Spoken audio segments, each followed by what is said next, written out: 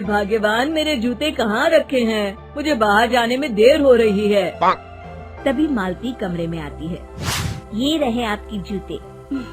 मैं इन्हें साफ करने के लिए ले गई थी। अरे वाह, तुम कितनी समझदार हो। मेरे बिना कुछ कहे ही सारे काम कर देती हो। तभी मालती झिझकते हुए रमेश से कहती है, सुनिए जी, आपसे एक बात कहूँ, बुरा तो नहीं मानेंगे ना?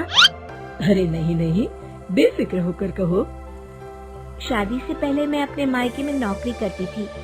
मैं चाहती हूँ कि अब मैं फिर से नौकरी करना शुरू कर दूँ। वैसे भी सारा दिन घर में बोर हो जाती हूँ। देखो मालती, तुम्हारे नौकरी करने से मुझे कोई ऐतराज नहीं है, लेकिन तुम्हें एक बात बता दूं, हमारे खानदान में आज तक कभी किसी औरत ने नौकरी नहीं की। फिर भी एक बार तुम माँ से पूछ कर देखो, अगर वो तुम्हें नौकरी करने की इजाजत दे देती है तो अच्छी बात है। रमेश वहाँ से चला जाता है। फिर उसी शाम मालती अपनी सास के पैर दबा रही होती है।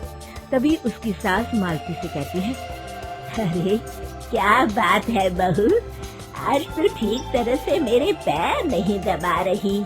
किसी ख्याल में खोई पड़ी है क्या? मैं भी तो जानूं आखिर बात क्या है। दरअसल वो माँ जी। अरे हाँ हाँ बोलो, इतना सोच क्यों रही हो? माँ जी, अगर आप बुरा न माने तो मैं नौकरी करना चाहती हूँ। घर के काम करने के बाद मेरे पास काफी वक्त बच जाता है। मालती की ये बात सुनकर उसकी सास गुस्से में कहती है, अरे बहू, तेरी तबीयत तो ठीक है ना?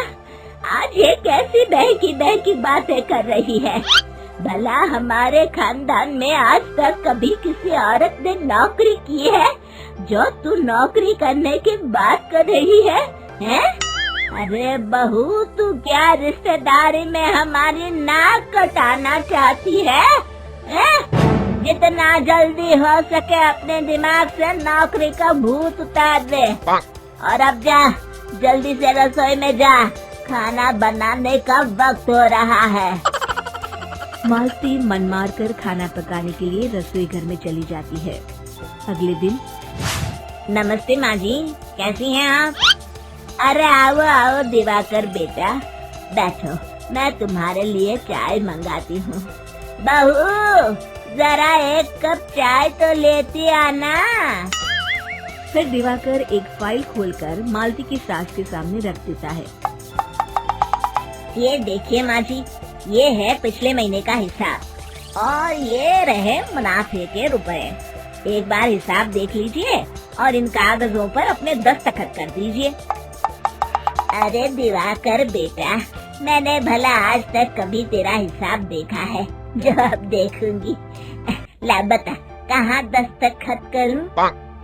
तभी मालती चाय लेकर वहाँ आ जाती है और अपनी सास को बिना कागजातों को पढ़े इस तरह लापरवाही से दस्तखत करते हुए देखकर हैरान रह जाती है। अच्छा माँ जी, अब मैं चलता हूँ, फैक्ट्री में बहुत काम है। फिर दिवाकर वहाँ से चला जाता है। कुछ दिनों बाद मालती बाजार में कुछ सामान खरीद रही होती है।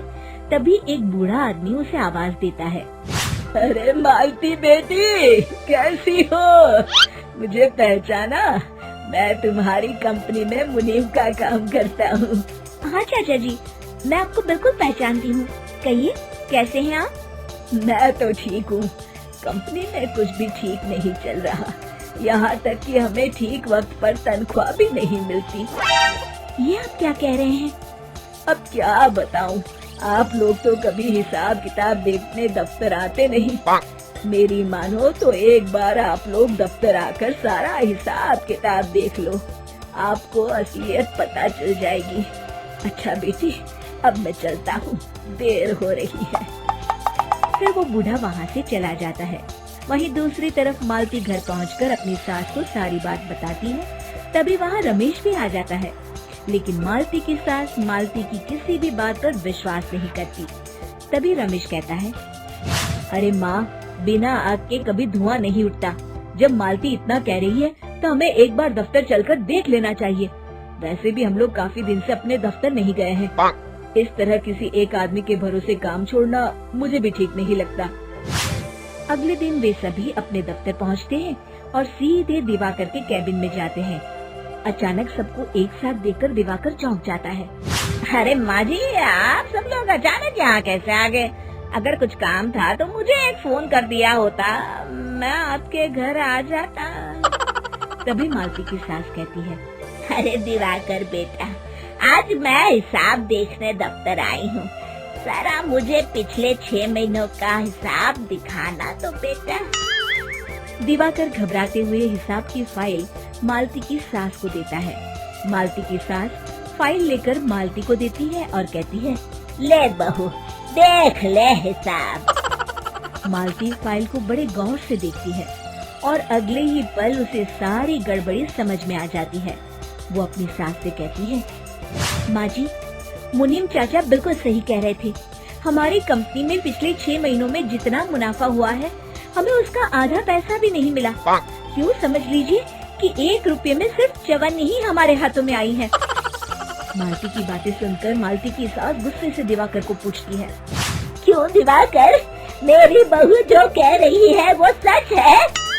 दिवाकर समझ जाता है आज उसका भांडा फूट चुका है। वो गिड़गिड़ाते हुए कहता है, मुझे माफ कर दीजिए माँ जी, मैं पैसों के लालच में अंधा हो गया था। अरे वाह दिवाकर, तू तो 1 नंबर का चोर निकला। इतने दिनों से मैं तुझ पर आंख बंद करके भरोसा करती रही और तू मुझे ही चुना लगाता रहा। अभी के अभी निकल यहाँ से और दोबारा अपनी शक्ल मत दिखाना। दिवाकर वहाँ से भाग जाता है। मालती की सास मालती को शाबाशी देते हुए कहती है, बहू, आज मैं समझ गई कि पढ़ाई लिखाई हमारी जिंदगी में कितनी जरूरी है। मैं बहुत किस्मत वाली हूँ जो मुझे तुझ जैसी बहू